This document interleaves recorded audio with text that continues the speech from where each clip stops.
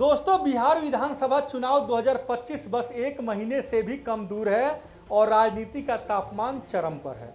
और सबसे बड़ा सवाल यह है कि एनडीए और महागठबंधन में कौन सबसे मजबूत है और कौन पिछड़ रहा है। दोनों गठबंधनों की ताकत और कमजोरी अब साफ दिख रही है।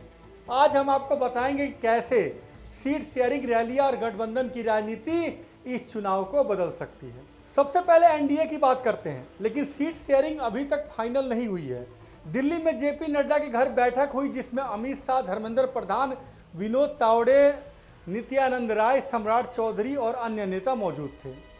सूत्रों के मुताबिक बीजेपी 100 सीटें, जेडीयू 101 सीटें और एलजेपी यानी चिराग पासवान 26 सीटें और हम मांझी 7 सीटें और आरएलएम जो है उपेंद्र कुशवाहा की वो 6 सीटें। हालांकि 3 सीटों पर बातचीत अभी जारी है।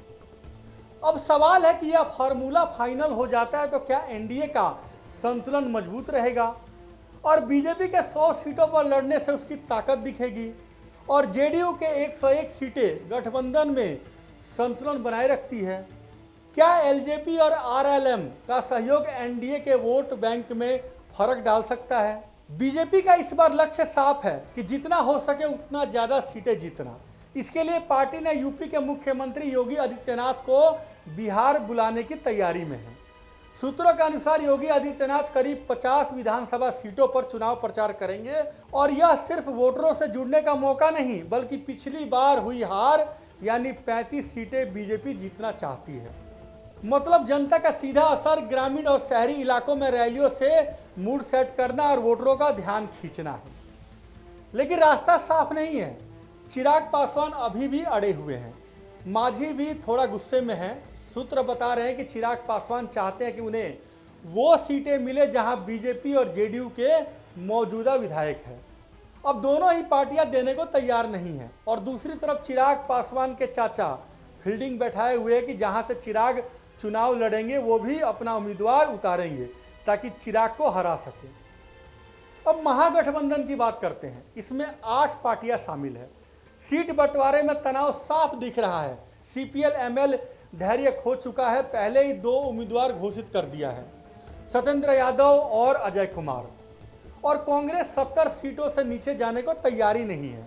VIP Mukesh Sahni social media पर नाराजगी दिखा चुके हैं। वाम दल यानी सीपीएल, सीपीएम, सीपीएल एमएल हर जिले में प्रतिनिधित्व चाहते हैं। सूत्रों के मुताबिक तेजस्वी यादव ने वाम दलों के लिए ऑफर रखा है। सीपीएल 8 और सीपीएम को 4 सीटें, सीपीएल एमएल के लिए करीब 19 सीटें। सीटों का बंटवारा महागठबंधन की ताकत और कमजोरी को दिखाता है। छोटे दलों की नाराजगी गठबंधन की एकजुटता पर सवाल उठाती है।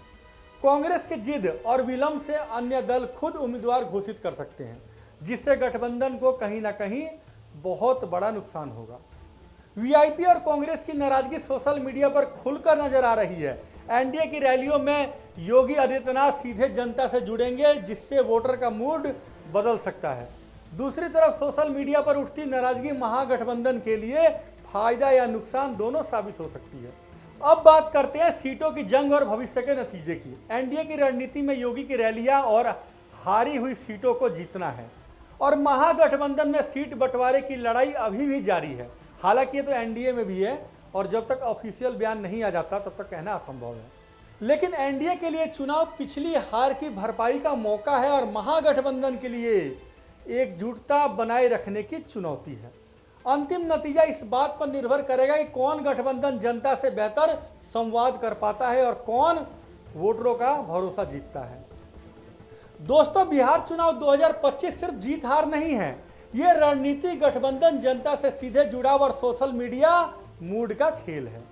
एनडीए की 50 रैलियां, महागठबंधन की सीट बंटवारे की जंग और जनता की राय और सोशल मीडिया का दबाव, ये सब मिलकर बनते हैं चुनाव के सबसे रोमांचक और निर्णायक। खैर, अगले कुछ दिनों में बिहार की राजनीति में साफ हो जाएगा कि कौन गठबंधन कितना मजबूती से चुनाव मैदान में उतरता है और जनता किसे अपना प्यार और आशीर्वाद देती है। आज के लिए इतना ही दोस्तों, कल फिर होगी आपसे मुलाकात। तब तक के लिए नमस्कार। और हाँ, आपसे अपील है कि आप इस वीडियो को ज़्यादा शेयर करें ताकि लोगों तक सही जानकारी पहुंच जाए। और हाँ, आप इस पर क्या अपनी राय देंगे, अपनी राय कमेंट्स बॉक्स में जरूर दीजिएगा।